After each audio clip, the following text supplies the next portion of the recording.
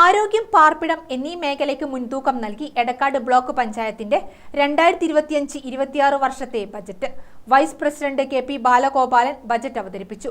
President P K. Prameela അധ്യക്ഷയായി. ഉൾപ്പെട്ടവരുടെ ഉന്നമനത്തിനായി മൈക്രോ പ്ലാനുകൾ തയ്യാറാക്കി പ്രവർത്തനങ്ങൾ ഗ്രാമപഞ്ചായത്തുകളുടെ സഹായത്തോടെ നടപ്പിലാക്കിയിട്ടുണ്ട്.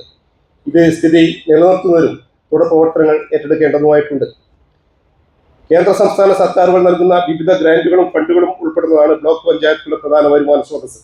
സർക്കാർ നൽകുന്ന പൊതു ആവശ്യ ഗ്രാന്റിന് പുറമെ നികുതിയേതര വരുമാനമാണ് തദ്ദേശ സ്വയംഭരണ സ്ഥാപനങ്ങളുടെ തനത് വരുമാനമായി കണക്കാക്കുന്നത്. ബ്ലോക്ക് പഞ്ചായത്തുകളെ സംബന്ധിച്ച് നികുതിയേതര വരുമാനം മാത്രമാണ് തനത് ഫണ്ടിനത്തിൽ വരുന്നത്. നമ്മുടെ ബ്ലോക്ക് പഞ്ചായത്തിനെ സംബന്ധിച്ച് തനത് വരുമാനത്തിന്റെ ലഭ്യത കുറവാണെന്നത് ഒരു യാഥാർത്ഥ്യമാണ്. ലഭ്യമായ വിഭവങ്ങളെ യുക്തിസഹമായ രീതിയിൽ വകയിരുത്തി പരമാവധി നീതി പുലർത്താൻ സാധിച്ചിട്ടുണ്ടെന്നാണ് ഞാൻ വിലയിരുത്തുന്നത്.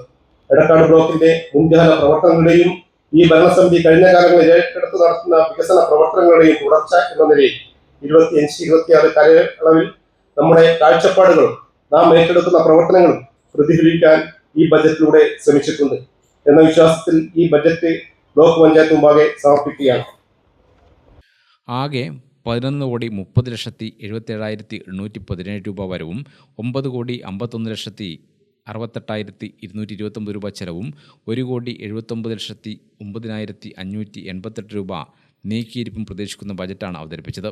ആരോഗ്യമേഖലയിൽ CHC ഇരുവേരിയിൽ മരുന്ന് വാങ്ങുന്നതിന് 50 ലക്ഷം രൂപയും പുതുതായി പണി പൂർത്തിയാവുന്ന കെട്ടിടത്തിൻ്റെ ഫർണിച്ചർ ഉൾപ്പെടെ അനുബന്ധ സൗകര്യങ്ങൾ ഒരുക്കുന്നതിന് 40 ലക്ഷം രൂപയും ഉൾപ്പെടെ ആകെ 1,34,50,000 രൂപ ഈ മേഖലയ്ക്ക് വകയിരുത്തി. പാർപ്പിട മേഖലയിൽ PMAY ഭവന നിർമ്മാണത്തിനും ലൈഫ് ഭവന നിർമ്മാണത്തിനും അതിദാരിദ്ര്യ നിർമ്മാർജ്ജന പദ്ധതിക്ക് ബ്ലോക്ക് വിഹിതം നൽകുന്നതിനുൾപ്പെടെ ആകെ 3,11,54,000 രൂപ ഈ മേഖലയിൽ വകയിരുത്തിയിട്ടുണ്ട്. ഉൽപ്പാദന മേഖലയിലും ശുചിത്വ മേഖലയിലും പ്രാധാന്യം നൽകി ഈ വിഭാഗത്തിലും പ്രൊജക്റ്റുകൾ ഏറ്റെടുത്തിട്ടുണ്ട്. എടക്കാട് ബ്ലോക്ക് പഞ്ചായത്ത് ഹാളിൽ ചേർന്ന യോഗത്തിൽ പ്രസിഡന്റ് പി.കെ. പ്രമീള അധ്യക്ഷയായി. Secretary K V. Praseetha, standing committee ചെയർപേഴ്സൺമാർ, ഗ്രാമപഞ്ചായത്ത് പ്രസിഡന്റുമാർ, നിർവ്വഹണ ഉദ്യോഗസ്ഥർ തുടങ്ങിയവർ പങ്കെടുത്തു. ഗ്രാമിക ന്യൂസ്, ചക്കരക്കൽ.